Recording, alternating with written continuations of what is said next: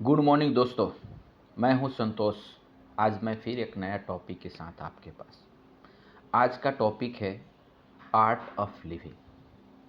बहुत समय पहले की बात है।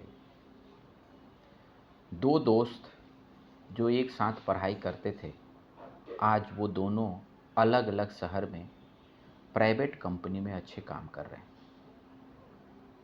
दोनों दोस्त जिनके नाम था रामू और देव।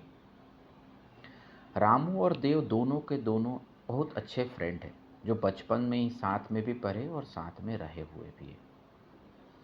उन दोनों को एक अच्छा अपॉर्चुनिटी मिली फिर से मिलने के लिए, और वो कहाँ मिले? अपने दोस्त की शादी में। वो दोनों का कॉमन दोस्त था, जो उसके स्कूल फ्रेंड थे, जिसका नाम राजू था, जो अपने शादी अपने गांव में कर रहा था। हम लोग के लिए एक बहुत खुशी की बात रही, क्योंकि ये दोनों दोस्त, दैट मीन्स रामू और देव, 2 साल बाद नौकरी के बाद ये दोनों पहला बार मिल रहे हैं, जिसमें एक दोस्त के शादी में। दोस्त का शादी बहुत खुशी से बीता। पूरी रात एंजॉय किए, पार्टी किए, बहुत अच्छा लगा। और ये जो शादी का डेस्टिनेशन था राजू का, वो गांव में था। बहुत शांत और साफ सुथरा जगह था। शहर के नॉइज से, शहर के क्राउड से दूर था।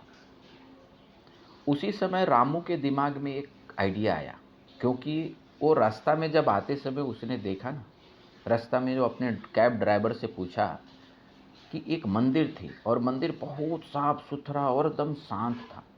ड्राइवर ने उन्हें बहुत तारीफ़ किया, बोला कि ये मंदिर में एक बाबा रहते हैं और बाबा बहुत जानकार है, उनकी बहुत अच्छी जानकारी है, वो स्पिरिचुअली स्ट्रांग है। इवन बहुत सारे लोगों के बीमारी, जो दिमागी बीमारी होता है साइकोलॉजी वाला, उनका इलाज भी करते हैं। ये बात सुनकर रामू बहुत खुश हुआ। उसने सोचा कि मैं ज़रूर मिलूँगा। वो शादी अटेंड करने के बाद दोनों सुबह निकलने वाले थे, लेकिन रामू ने राजू से बताया कि राजू, तुम भी निकल जाओगे, मैं भी चलते हैं। एक मंदिर जो मैं आते समय देखा था, वो बहुत फेमस है, और वहाँ पर एक बाबा रहते हैं जो दूसरे के दिक्कत को सलूशन देते हैं, उसका सुधार करते हैं। देव भी बहुत फ्रस्ट्रेटेड था।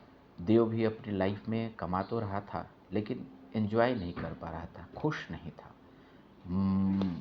दिमागी टेंशन बहुत ज़्यादा थे, फ्रस्ट्रेट भी हो जाता था कभी कभी, और इवन उसकी काम का वर्कलोड बहुत ज़्यादा था। ये बात सुनकर देव और रामू दोनों एग्री हो गए और वो बाबा के पास चले गए। वो दोनों अपने जूते खोलकर बाहर मंदिर के छोड़ दिए और अंदर मंदिर में जाए। जाते हुए एक छोटा सा जगह पर पूरे शांत और मेडिटेशन के रूप में वो बाबा बैठे हुए थे। दोनों ने बिना किसी डिस्टरबेंस का जाकर सामने बैठ गए, हाथ जोड़कर, और इंतज़ार करते रहे जब तक बाबा का मेडिटेशन, ध्यान मुद्रा खत्म नहीं हो। 15 मिनट बाद बाबा ने आँख खोला और दोनों के ऊपर उसकी नज़र पड़ी। बाबा ने पूछा, बोलो वत्स, क्या है, किस लिए आए हो? बहुत प्यारा और मुस्कुराते हुए, मानो कि बाबा को सब पता था कि ये दोनों की परेशानी क्या है, लेकिन वो दोनों के मुंह से सुनना चाहते थे। तभी फट से ना देव ने बोला, बाबा, हम लोग बहुत अच्छे दोस्त हैं और हम दोनों अलग अलग शहर में रहते हैं। हम दोनों प्राइवेट नौकरी कर रहे हैं, ठीक ठाक कमा लेते हैं, पैसा की कोई ज़्यादा कमी नहीं है, लेकिन अपना लाइफ अच्छे से नहीं बिता पा रहे। पता नहीं क्यों लगता है कि माथे के ऊपर लोड है, फ्रस्ट्रेशन है, स्ट्रेस है, और इवन हम लोग छुट्टी में भी अच्छा समय नहीं बिता पाते हैं, क्योंकि काम का लोड पड़ा रहता है। इस बात पर रामू ने हाँ में हाँ मिलाया, लेकिन देव थोड़ा ज़्यादा इच्छुक था। उसे रियली में अपने परेशानी का सलूशन ढूंढने में ज़्यादा इंटरेस्ट थी। तभी देव ने पूछे जाने के बाद बाबा ने बोला कि देव और रामू, तुम दोनों अपना रूटीन बता पाओगे क्या? देव ने फटाक से हाथ उठाया, बाबा मैं बताता हूँ। मैं सुबह 8 बजे उठता हूँ, फ्रेश होता हूँ, भागे भागे मैं 9:15 बजे घर छोड़कर ऑफिस के लिए निकल जाता हूँ। शाम में 7 सवा 7 बजे आता हूँ, थके हारे, जूता चप्पल ऐसे जो भी पहने खोलने के बाद टीवी देखता हूँ, थोड़ा फैमिली के साथ समय बिताता हूँ। ऐसे टीवी और समय बिताते बिताते लगभग 12-1 बज जाते हैं। खाना पीना खाकर फिर सो जाता हूँ। फिर नेक्स्ट डे यही बाबा, बहुत सिंपल रूटीन है। और रामू उसी समय हाँ में हाँ मिलाया। बाबा मुस्कुराए और मुस्कुरा कर बोले, देव तुम्हारा रूटीन ही तो तुम्हारा परेशानी है, क्योंकि तुमने अपने रूटीन में अपने लिए जगह ही नहीं रखे हो। तुम तो पूरे अपना समय दूसरे को दे रहे हो। देव ने थोड़ा सरप्राइज होकर बोला, बाबा मैं तो पूरा दिन अपने को देता हूँ, मैं पूरा दिन ऑफिस में बिताता हूँ, घर पर फैमिली को देता हूँ। बाबा ने बोले कि नहीं नहीं, ये तुम कंपनी को देते हो और अपने परिवार को और टीवी पर मोबाइल पर देते हो, अपने लिए कहाँ देते हो। उसे कुछ समझ नहीं आया, दोनों शांत रहा। तभी बाबा ने बोला, अपने लिए समय का मतलब होता है खुद के लिए। और खुद से पूछो, खुद को जानो, तुम कौन हो, क्या कर रहे हो, क्या तुम्हारा पर्पस है, क्या तुम अच्छे कर रहे हो, तुम्हारा रास्ता सही है। ये सारे पूछने के लिए सबसे बेस्ट एंड परफेक्ट समय होता है सुबह का। तो मैं एक सिंपल सजेशन देता हूँ कि सुबह थोड़ा जल्दी उठो और अपने लिए 2 घंटा समय दो।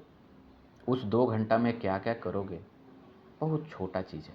सबसे पहले अपने को फ्रेश करो, थोड़ा देर दिमाग को शांत और मेडिटेट करो, अच्छे किताब पढ़ो और अपना प्रॉब्लम अगर कुछ है जिससे तुम फेस कर रहे हो उस पर ध्यान दो, उसका सॉल्यूशन ढूंढो, मोटिवेटेड रहो, अच्छे किताब पढ़ो और ये सारे करने के बाद हो सके तो कुछ लिखो, अच्छे चीज़ जो किताब में तुमने पढ़ा या जो अच्छे वीडियो में तुमने सुना।